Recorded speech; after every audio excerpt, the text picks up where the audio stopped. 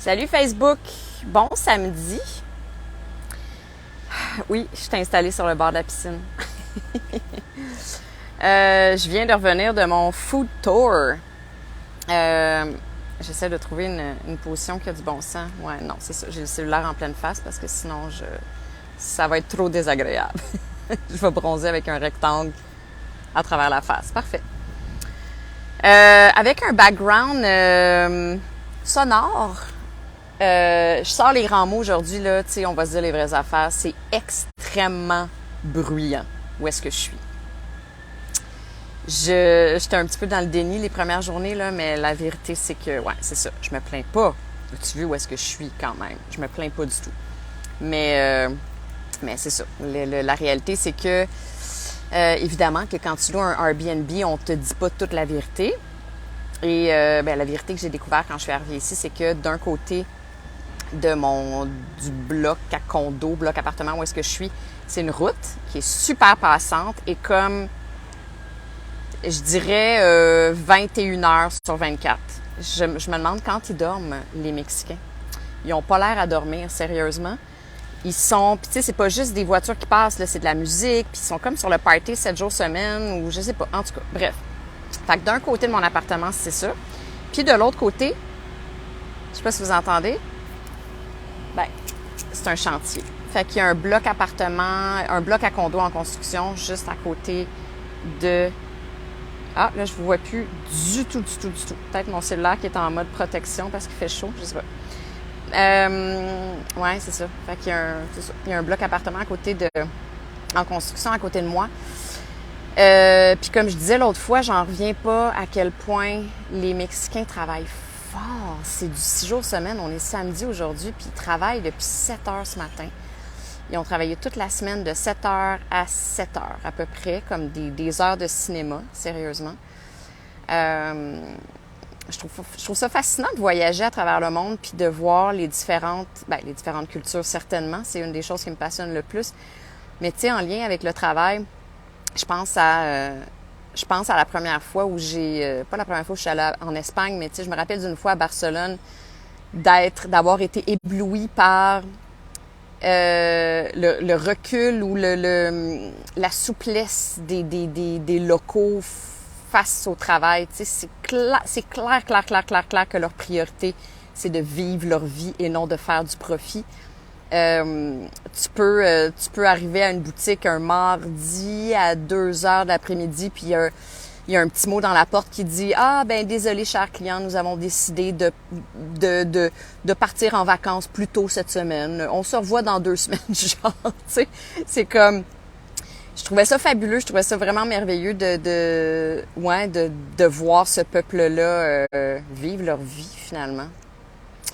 Et au Québec, puis aux États-Unis, on est un petit peu pareil. On est réglé au quart de tour. On a, pour la majorité des gens, congé les samedis dimanches. Le commun des mortels travaille de 8 à 5, si tu travailles pas en cinéma. Puis, ouais, c'est ça. Puis là, tu arrives dans un pays comme le Mexique où ils travaillent tellement. J'en reviens pas à quel point ils travaillent. Puis tu sais, il fait chaud, là. Je pense encore une fois aux constructeurs, là, autant que je suis incommodée un petit peu par le son, là, par le bruit, on va se dire les vraies affaires.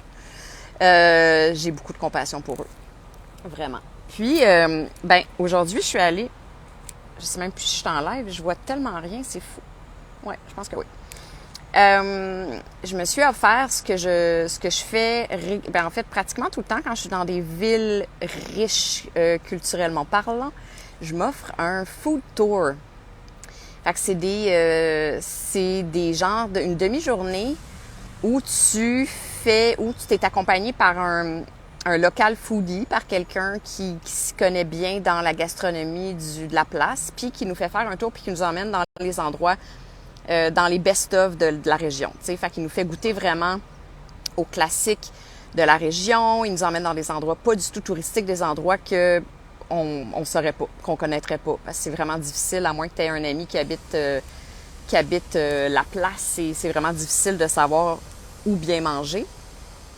Alors, je me suis offert ça ce matin, puis c'était vraiment le fun. J'en ai fait, tu sais, c'était peut-être mon 10e, j'en ai fait beaucoup. Puis, ben, c'était dans mes tops aujourd'hui. C'était vraiment bon. On a mangé comme des cochons parce qu'en fait, tu sais, la cuisine mexicaine, c'est à base de maïs. On s'entend que tout part du maïs. C'est des variations. C'est, ouais, c'est des variations, différentes variations autour du thème principal qui est le maïs. Ensuite, tu as une protéine, tu as des sauces, tu sais, ça goûte très, très différent parce qu'il y a tellement d'appréciations différentes, il y a tellement d'aromates, d'épices, d'herbes différentes. Il y a tellement de grands-mères différents qui mettent leurs petits secrets à la sauce. Mais ouais, c'est ça. Fait que donc, le maïs, ben, ça te remplit pas rien qu'à peu près. Puis on avait 8 destinations, 8 arrêts. On goûtait à 8 choses différentes. Mon coup de cœur, c'est les chilaquiles. Je pense que c'est comme ça qu'on dit ça, chilaquiles. C'était tellement bon. Ceci dit, c'est notre premier arrêt, puis j'avais faim. J'ai dit au guide à la fin, je serais curieuse de voir si tu le mettais à la fin, cet arrêt-là, parce qu'on a tous dit ça. Tu sais, on était 10 qui faisaient le tour, puis c'était unanime. Là. On a tous dit que c'était notre préféré. Puis ouais, je serais curieuse de savoir si on le mettait à la fin, si ça serait encore le préféré de chacun. Mais bref, chilaquiles, c'était vraiment, vraiment bon. C'est comme des nachos. En fait, il nous a expliqué que les nachos, on les mange quand ils viennent d'être préparés. Là, on les mange frais. Puis quand il y a des restants, ben le mets chilaquiles vient des restants parce qu'ils font frire, en fait, parce que des tortillas de maïs le lendemain, c'est plus aussi intéressant que le jour même. Donc, en les faisant frire, ben là, ça devient plus le fun. Alors, des espèces de petits triangles, comme des nachos, là, c'est à peu près ça, dans une sauce verde au rojo, rouge ou verte. En tout cas, avec du queso fresco, avec... qu'est-ce qu'il y avait? Je pense qu'il y avait du poulet. C'était vraiment bon. Puis là, j'ai appris quelque chose de super intéressant aujourd'hui, qu'il y a 3 catégories de repas au Mexique. C'est bizarre, parce que je suis venue comme vraiment souvent au Mexique dans ma vie, en plus du fait que ma sœur a marié un Mexicain, que mon neveu et ma nièce sont mexicains canadiens. On a cuisiné mexicain chez nous vraiment beaucoup, beaucoup. Mais ça, je savais pas. Alors, je vous explique. Les déjeuners au Mexique, au Mexique. Je vais parler de Jalisco, qui est la région dans laquelle je suis. Puerto Vallarta, c'est Jalisco. Je ne sais pas, en fait, tu vois, ça, c'est une question que j'aurais dû demander. Je ne sais pas si c'est le même principe partout. Mais en tout cas, ici, c'est ça. Le matin, c'est des birria. C'est comme un espèce de stew. C'est comme un espèce de mijoté de soit bœuf, soit chèvre. Moi, j'ai pris chèvre. Ça court pas les IGA par chez nous de la chèvre. Mais ici, on en mange beaucoup. Et c'est mijoté pendant 24 heures avec comme genre 50 ingrédients. Notre guide nous disait que c'est le mets le plus comfort food, le plus homey, le plus rassurant, le plus, tu sais, associé aux enfances là, de beaucoup, beaucoup, beaucoup de Mexicains. Et il nous a emmenés dans une place typique, vraiment. C'était juste des Mexicains habitués, puis c'était rempli. Fait que ça, c'est quand même assez rassurant. Et ils nous servent genre 6 différentes salsas avec ce stew-là et un tacos un peu frit. Fait que tu mets comme le stew à l'intérieur avec des concombres, des radis, du cilantro, puis différentes sauces. Lui, il me disait la règle là, de base ici au Mexique, là, c'est il faut un minimum de 3 différentes sauces dans tous les mets pour que ça soit le fun, pour que ça soit bon. C'est bon à la base, là, mais bref, c'est leur petite règle à eux, en plus de sel et de jus de lime. Fait que moi, j'ai suivi ça, j'ai été très, très docile. J'ai tout fait ce qu'il nous a dit de faire. Et c'était vraiment délicieux. Puis ensuite, donc ça, c'est les déjeuners. Imaginez-vous donc, il y avait une Américaine qui était assise à côté de moi puis qui était vraiment dépassée par ça. Là. Elle était comme, ben voyons donc, comment ça? Il n'y a pas d'œuf, il n'y a pas de pain, il n'y a pas de fromage. Puis là, j'étais comme, ça me brûlait de dire, c'est incroyable les humains quand même, à quel point on a de la misère à sortir de ce qu'on connaît, tu sais, de ce qu'on a connu, nos références à nous. On a l'impression que c'est comme ça partout dans le monde. En tout cas, je dis on en excluant la personne qui parle parce que je pense pas ça du tout. J'ai jamais pensé ça, mais clairement, il y a beaucoup de monde qui pense comme ça. Puis, Ouais, ben je suis contente pour elle qu'elle ait ouvert un petit peu sa culture. Disons ça comme ça. Ensuite, le deuxième, donc le lunch, qui est l'équivalent du lunch, c'est tout ce qui vient de la mer. Fait que des poissons, des fruits de mer. On est allé manger un des meilleurs ceviches. Puis là, si mon amie Marie, elle écoute ça, j'ai toujours dit que, ben, ça fait longtemps que je dis que Marie a fait les meilleurs ceviches du monde. Elle fait encore les meilleurs ceviches du monde. Mais celui que j'ai mangé aujourd'hui, il était vraiment incroyable. Ça s'appelle du aqua... Je me rappelle pas. Désolée. Mais donc, birria, un stew de viande le matin. À l'heure du lunch, c'est des poissons, tout ce qui vient de la mer. Puis le soir, ben en tout cas dans cette région-ci, c'est les tacos El Pastor.